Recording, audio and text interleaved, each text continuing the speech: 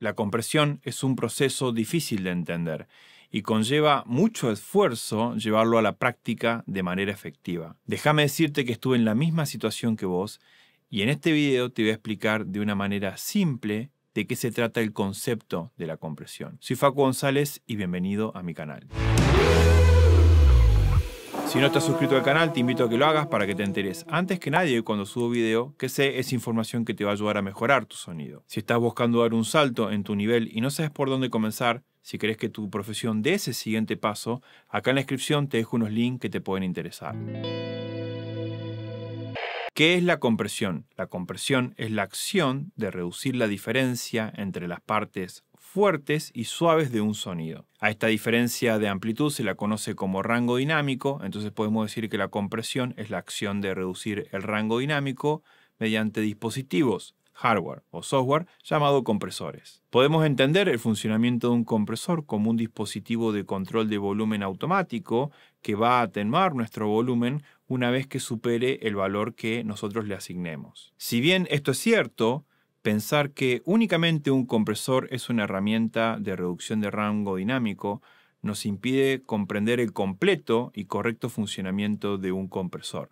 Así que vamos a formular su definición nuevamente. Un compresor es una herramienta que nos permite modificar a nuestra conveniencia la envolvente ADCR de una señal. No te asustes, aparecieron un montón de conceptos que no expliqué, pero quiero que desde el inicio quede claro que un compresor no es únicamente una herramienta de reducción de rango dinámico. Cuando hablamos de procesos dinámicos nos referimos a esos procesos que están destinados a alterar la amplitud de una señal. La compresión es uno de ellos. Para comprender mejor este asunto vamos a introducir dos simples conceptos: microdinámica y macrodinámica. Con microdinámica nos referimos a lo que entendemos como envolvente de una señal. La envolvente, también llamada curva ADCR, es la manera o la forma en la que se desarrolla la amplitud de una señal a lo largo del tiempo. Después vamos a hablar más en profundidad de este tema. La macrodinámica, en el contexto de lo que vamos a estar hablando en este video, es la fluctuación de la amplitud en un periodo más largo de tiempo, como por ejemplo comparar una sección de una canción con respecto a otra, estrofa, estribillo. En la figura que estás observando con diferentes colores se marcan las fluctuaciones de nivel que tenemos en macrodinámica a lo largo de toda una canción. Existen procesos destinados a modificar la microdinámica y otros apuntados a modificar la macrodinámica. Pero también vamos a ver que muchas veces modificar la microdinámica significa también estar modificando la macrodinámica y viceversa. ¿Qué es la curva ADSR? La curva ADSR, también llamada envolvente, nos permite ver las variaciones de amplitud que tenemos de una señal a lo largo del tiempo. Al reproducir un sonido, este se encuentra condicionado a sufrir una serie de alteraciones a lo largo del tiempo. Y la curva ADSR nos permite dividir ese sonido a lo largo del tiempo y entender su evolución de principio a fin. La envolvente ADSR es el ataque o attack, decaimiento o decay, sostenimiento o sustain, relajación o release de un sonido. El ataque es el tiempo que demora el sonido desde que comenzó a ejecutarse hasta que alcanza su máxima amplitud. El decay es el tiempo que demora en que, una vez alcanzada la máxima amplitud de la señal, en encontrar un punto sostenido. El sustain es el tiempo en el cual la señal se mantiene constante. El release es el tiempo que tarda en desaparecer el sonido una vez terminado la etapa de sustain, o una vez que ha dejado de actuar la fuente que ejecutaba el sonido. Ahora que comprendes el concepto de curva ADSR, podemos decir que de esa curva depende la dinámica de un sonido. Y los dispositivos que te van a permitir modificar cada tramo de la curva ADSR son los compresores. Ahora, cuando apliques compresión sobre un sonido, no vas a pensar únicamente en que estás reduciendo el rango dinámico, sino que vas a estar modificando la curva ADSR de esa señal. Para diferentes sonidos tenemos diferentes tipos de curvas ADSR y dependiendo de lo que tengamos que hacer, vamos a ajustar nuestros dispositivos para que copien esa curva o aplicar una modificación sobre ella. Parámetros de un compresor. Un compresor puede mejorar exhaustivamente nuestra canción o puede destruirla en un instante. Para evitar el mal uso de estas herramientas es imprescindible que sepas el funcionamiento de los principales parámetros de estos dispositivos. Threshold o umbral. Nuestro compresor comienza a trabajar, es decir, a comprimir, una vez que la señal supera el valor de threshold o umbral que nosotros asignamos. Este parámetro es esencial de todos los compresores, pero no todos los compresores lo tenemos rotulados como la palabra exactamente threshold o umbral. Existen otras maneras de encontrarse el threshold, como por ejemplo en el LA2A se encuentra la perilla de peak reduction, que cuando uno bustea esa perilla hay más compresión y cuando uno la libera hay menos compresión. Claramente funciona como threshold, pero no tiene exactamente la palabra. En compresores como por ejemplo el 1176, el threshold se encuentra fijo y nosotros con la entrada les vamos a estar empujando la señal para que pase ese umbral y comprima compensando con la salida. En ese caso el threshold está fijo y nosotros estamos modificando cuánta señal le ingresa al compresor. Ratio. Ratio es la relación entre la señal de entrada de un compresor y la de salida una vez que la señal haya superado el threshold. Es decir, una vez que la señal ingresa a mi dispositivo y supera el valor de threshold asignado, la señal va a ser comprimida en base al ratio que le asignamos al compresor. Los ratios pueden expresarse de forma entera, 1,1, 2,1, 3,1, 4,1, infinito 1. Los compresores digitales tienen la posibilidad de que la relación pueda llegar a tener hasta décimas de diferencia, pero lo más común es encontrarse con compresores de valores fijos. El primer valor representa el nivel de dB que ingresan al compresor y el segundo valor el nivel de salida. Es decir, que si nosotros tenemos un ratio de 2:1, por cada 2 dB que ingresen al compresor y superen el threshold, va a entregarme el compresor 1 dB. Ahora, si tenemos un ratio 4, quiere decir que cada 4 dB que ingresen a mi compresor va a salir 1. En el caso de que los compresores tengan ratios superiores a 10, 20, incluso infinito a 1, se los conoce como limitadores. Y si nos encontramos con dispositivos con ratios de 0,5, 1, es decir, que por cada medio dB que ingresa al dispositivo sale 1, nos encontramos frente a expansores o a dispositivos que expanden el rango. En algunos compresores modernos aparece otro concepto que sustituye el ratio o lo complementa y se llama rango. En el caso que esté complementando al ratio, nosotros podemos tener un ratio asignado, pero que el rango de compresión a lo mejor sean 3 dB. Entonces podemos tener threshold mucho más bajos y comprimir sobre toda la señal 3 dB, porque en las partes fuertes de la señal, donde a lo mejor nuestro compresor comprimiría 10 dB, está comprimiendo 3 debido a que lo limitamos con nuestro rango, y en las partes bajas podemos comprimir también 3 dB, logrando efectos creativos muy interesantes. Y en los dispositivos donde no está para complementar el ratio, donde directamente no existe el ratio y el rango es lo que se utiliza para comprimir, hay que revisar los manuales porque cada fabricante le asigna como una forma diferente, tienden a ir acorde al valor de la señal que tenemos de entrada. Básicamente, mientras más señal estamos ingresando, va aumentando la compresión o la reducción de rango dinámico que va aplicando el dispositivo. El ataque es el tiempo que demora el compresor en llegar a la compresión máxima una vez que la señal superó el valor del umbral. Básicamente, esto quiere decir que si tenemos un compresor seteado con un ratio de 2:1 y un tiempo de ataque de 10 milisegundos, el dispositivo va a demorar 10 milisegundos en alcanzar la máxima reducción de ganancia que le asignamos. En el caso de que el compresor que elegiste no cuente con una perilla de ataque propiamente dicha, hay que revisar el manual y la construcción del dispositivo porque eso nos va a dar el valor de ataque que va a tener ese compresor. También puedes encontrarte con dispositivos que tengan ataque variable dependiendo de la señal de entrada, como por ejemplo los famosos compresores Varimu. Release o relajación. Este parámetro indica el tiempo que demora el compresor en volver a su estado de ganancia unitaria, es decir, a no compresión, una vez que la señal pasó de estar por encima del threshold a estar por debajo. Este parámetro puede suceder que tampoco se encuentre asignado para poder manipular y uno asignar el tiempo en ciertos compresores, y hay que revisar la construcción del compresor que estamos utilizando y el manual para saber los tiempos que demora en volver a no comprimir. Makeup. Este parámetro nos permite compensar la salida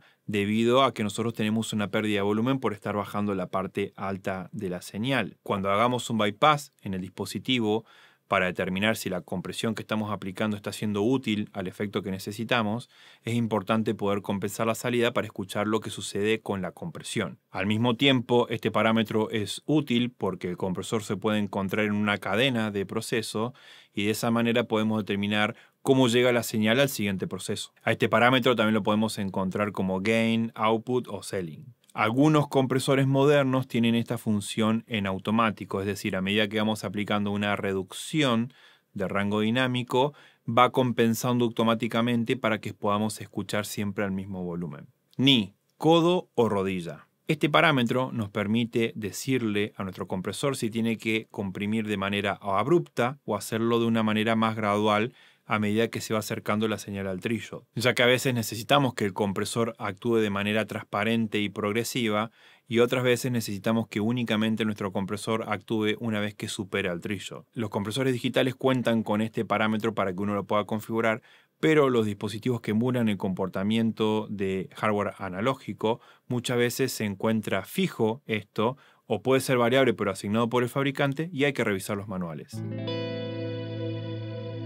Disminuir el rango dinámico puede lograrse de dos maneras.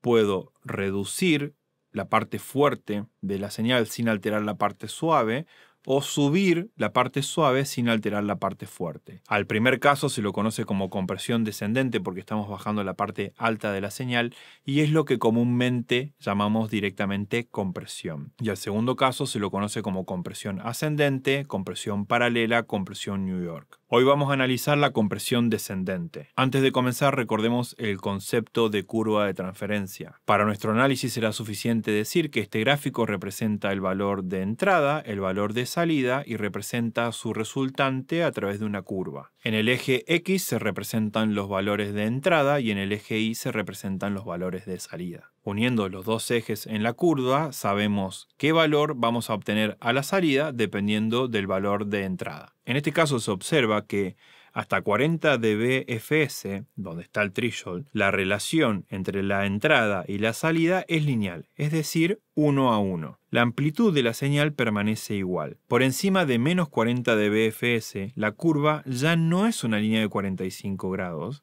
sino que está más inclinada, lo que indica que a la salida no crece linealmente con la entrada, sino con una proporción de 4 a 1. En otras palabras, se produce una compresión. Pasemos ahora sí a poner bajo la lupa la compresión. La siguiente imagen es la señal original con la que vamos a hacer las pruebas. Es una onda seno de frecuencia de 1 kHz, cuya amplitud varía entre menos 6 dBFS en las partes altas y menos 12 dBFS en las partes bajas. Apliquemos a esta señal un compresor con threshold de menos 12 dBFS, ratio 2:1, tiempo de ataque rápido y tiempo de release rápido. La ganancia de salida en todos los casos será 0, es decir, que no hay compensación. El resultado es el siguiente. Lo que observamos es que la parte más alta de la señal que originalmente llegaba a menos 6 dBFS ahora tiene menos nivel, exactamente menos 9 dBFS. Tiene sentido ya que el ratio es 2 a 1 y la señal de entrada superó en 6 dB el valor del threshold. Por lo tanto, de los 6 dB que superan el threshold solamente llegarán 3 dB a la salida, la mitad, que sumados a los menos 12 dBFS que no sufren cambio por estar debajo del threshold harán que lleguemos a los menos 9 dBFS. Probemos ahora mantener los mismos parámetros salvo el ratio. El ratio lo vamos a colocar en relación 6 a 1. El resultado es el siguiente. Como era de esperar, la parte más baja permanece igual que la señal original, menos 12 dBFS. Y las partes altas tienen ahora un valor de menos 11 dBFS. Saquemos las cuentas. De los 6 dB que superan el threshold, solo 1 llegará a la salida. Recordemos que el ratio es 6 a 1. Sumado a los menos 12 dB que están inalterados debajo del threshold, nos da los 11 dBFS observados. Conclusiones hasta acá. Con el threshold podemos elegir qué parte de la señal vamos a afectar. La parte alta, la parte media o la parte baja. Con el ratio decidiremos cuánta reducción de ganancia vamos a aplicar sobre la señal que supera el threshold. Modificando el envolvente. Hasta el momento, la envolvente no se modificó salvo por la reducción de rango dinámico. En este punto podemos decir que los seteos que utilizamos para los ejercicios fueron copiando la envolvente que estábamos procesando. Ahora veamos qué sucede si cambiamos los valores de nuestro compresor que no copien exactamente la envolvente de lo que estamos procesando. Para la siguiente prueba utilizaremos los siguientes ajustes. Threshold en menos 12 dBFS, ratio 2:1, ataque 30 milisegundos, release 2 segundos y ganancia de salida 0 dB. Esto es lo que sucede. Lo primero que podemos ver es que la envolvente de la señal se alteró. Si prestas atención a los círculos de la imagen, notarás que en el comienzo de la señal, el círculo negro, aparece un pico en la amplitud que no estaba presente en la señal original. Ese pico es su punto más alto. Tiene un valor de exactamente menos 6 dBFS, el mismo valor que la señal original. Esto sucede a que el compresor tardó 30 milisegundos impuestos por el tiempo de ataque para llegar a la máxima reducción de ganancia, a pesar de que la señal ya había superado el threshold. Luego de ese pico, la señal llega a aproximadamente menos 9 dBFS, tal como se esperaba, y en el momento en que la señal cae por debajo del threshold, en el círculo rojo, observamos otra deformación con respecto a la señal original. En este punto, en el círculo rojo, la señal tiene 3 dB menos 15 dBFS, de lo esperado, si lo comparamos con la señal original, menos 12 dBFS. Esto se debe a que el compresor siguió reduciendo los 3 dB con los que venía, porque tardó 2 segundos impuestos por el tiempo de release para volver a la ganancia unitaria, a la no compresión, por más que la señal ya estaba por debajo del threshold. Pero atención acá, si nos detenemos a pensar en el resultado del rango dinámico que nos entregó esta configuración de compresión, coincidirán conmigo que hemos amplificado el rango dinámico y no reducido. Porque el valor máximo sigue siendo menos 6 dBFS, que es el valor original que tenía la señal, pero la parte más suave anteriormente era menos 12 dBFS y ahora está a menos 15 dBFS. Entonces, ¿el compresor aumenta el rango dinámico? Según cómo se lo mire, si lo miramos a nivel pico de algo que sucede en un instante, el rango dinámico se amplió. Si lo que estamos analizando es una nota sostenida, lo que más vamos a escuchar es que se bajó el volumen de la parte sostenida. Pero vamos a tener esa patada del principio debido al tiempo de ataque del compresor. Conclusiones de este ejemplo. Si los tiempos de ataque y de release no copian la envolvente de la señal original, vamos a tener una alteración en la envolvente que nos entregue el compresor. Si se toman como medida de amplitud los valores de pico de una señal, los valores de ataque lento y release lento van a permitir ampliar el rango dinámico. Presta atención a los tiempos de release. En el siguiente ejemplo usaremos los mismos parámetros que al principio. Threshold menos 12, ratio 2:1, ganancia 0. Pero con tiempos de release muy lentos, 4 segundos. El tiempo de ataque es de 30 milisegundos. Observamos acá que el primer pico, debido al ataque lento, tiene el valor de menos 6 dBFS tal como lo esperábamos. Pero el segundo pico, que esperaríamos que tuviera menos 6 dBFS, tiene un valor algo menos que lo que esperamos. Esto se debe a que el tiempo de release es de 4 segundos. La parte suave dura 1 segundo. Hace que la reducción de ganancia todavía no haya llegado a 0 cuando la señal volvió a estar de nuevo por encima del threshold. De esta manera, en el segundo momento fuerte de la señal se ve afectado por la reducción de ganancia provocada por la primera parte fuerte, lo que demuestra que si el tiempo de release es muy largo con relación a lo que sucede con la dinámica de la señal, el disparo de la compresión de un primer pico de la señal puede afectar a picos sucesivos. Esto tiene especial importancia cuando comprimimos en mastering o en un mix bus, ya que si no ajustamos los release adecuadamente para el ritmo que tiene la canción, podemos estar alterando los acentos haciendo que la canción cambie. No es necesario que exista percusión en una canción para que estos efectos indeseados aparezcan. Se debe prestar mucha atención en las canciones a los tiempos de release. Compresión efectiva. Llega un momento en el cual el compresor, por más que le demos al máximo al threshold, no puede reducir más el rango dinámico. Para el próximo ejemplo utilizaremos los siguientes valores. Threshold menos 18 dBFS, ratio 6:1, ataque y release rápidos y 0 dB de ganancia de salida. En este caso, a diferencia de otros ejemplos anteriores, situaremos el threshold por debajo de la parte suave de la señal. Recordemos que el volumen de esa parte originalmente es menos 12 dBFS, de manera que con el threshold en menos 18 dBFS estaremos afectando a toda la señal, a la parte fuerte y a la parte suave. Calculemos los valores que deberíamos medir a la salida del compresor. En las partes fuertes, la señal es de menos 6 dBFS, supera el threshold en 12 dB. Como el ratio es 6:1, de los 12 dB solo obtendremos a la salida 2 dB. Sumados a los menos 18 dBFS del threshold, nos da como resultado menos 16 dBFS. En la parte suave de la señal, que originalmente era menos 12 dBFS, la señal supera el threshold en 6 dB. Como el ratio es de 6:1, en la salida obtendremos 1 dB. Sumados a los menos 18 dBFS del threshold, nos da como resultado menos 17 dBFS. De manera que la diferencia entre la parte fuerte y la parte suave de la señal luego de la compresión es 1 dB. En este punto revisemos el ejemplo anterior en el que utilizamos ratio 6:1 y en un threshold de menos 12 dBFS. Notarás que en este ejemplo la diferencia entre fuerte y suave era igual que este último ejemplo, también 1 dB. Menos 11 dBFS y menos 12 dBFS. Considero importante este ejemplo para introducir el concepto de compresión efectiva. Llamamos compresión efectiva o eficaz a la disminución real del rango dinámico. Dicho de otro modo, a la diferencia entre la parte fuerte y la parte suave luego de la compresión sin tener en cuenta los valores absolutos de la amplitud. En este último ejemplo, evidentemente, nuestro medidor de reducción de ganancia nos va a estar mostrando 12 dB y 6 dB de compresión, lo cual haría pensar a un desprevenido que estamos comprimiendo mucho. En el ejemplo que vimos anteriormente, la reducción de ganancia sería para la parte fuerte de 6 dB y para la parte suave 0 dB, lo cual uno haría pensar de que estamos comprimiendo más en el ejemplo donde el threshold está más bajo. Pero en ambos casos la compresión efectiva es igual. Hay ocasiones, según el tipo de señal, que por más que bajemos el threshold y afectemos a más parte de la señal, en la cual no vamos a poder reducir más el rango dinámico. A partir de cierto nivel de amplitud,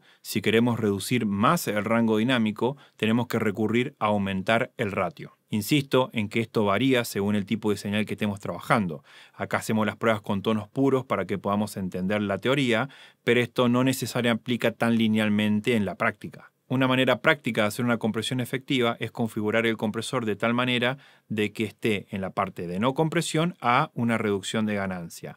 Si el compresor todo el tiempo está reduciendo la ganancia, puede pasar el caso de que estemos bajando el volumen y no que estemos reduciendo el rango dinámico. Esto tiene vital importancia cuando el motivo por el cual aplicamos la compresión es porque queremos reducir el rango dinámico. En cambio, si necesitamos que el compresor funcione como un efecto, tiene lógica que afectemos a la mayor parte de la señal, para lo que agregamos con el compresor se imprima en toda la señal y se vuelva parte de ese sonido. Como conclusión a este ejemplo, que un indicador, para decir una barbaridad, esté reduciendo 40 dB en nuestro medidor, no quiere decir que se esté reduciendo 40 dB nuestro rango dinámico. Probablemente existe un punto mucho más arriba donde ya logramos la compresión efectiva que vamos a tener y lo único que estemos haciendo es bajando el volumen. La misma compresión efectiva lo lograríamos con valores de threshold más altos. En este punto no voy a entrar en que los compresores funcionan como cajas tonales y podíamos aprovecharlo desde otro lugar al mismo tiempo que los utilizamos para modificar la envolvente y reducir el rango dinámico. Para eso voy a dejar un video que cuando esté subido seguramente va a haber una tarjetita por alguno de estos lugares o en la descripción de este video para que lo puedas ver. Pero no quería hacer más largo este video. Toda la información de este video es parte de mi libro de compresión que escribí junto a dos grandes profesionales, Luis Primo y Franco Cano, Compresión de audio aplicada, donde nos enfocamos en que aprendas la compresión desde el concepto y no desde recetas. Si querés echarle un vistazo, en la descripción hay un link que te lleva a un demo que puedes hojear. El objetivo de este video es que te vayas con la idea de que el compresor no es únicamente una herramienta para reducir el rango dinámico, sino que puede hacer mucho más por tu audio. Si ese objetivo se logró, yo estoy contento. Soy Facu González y nos vemos en el próximo video.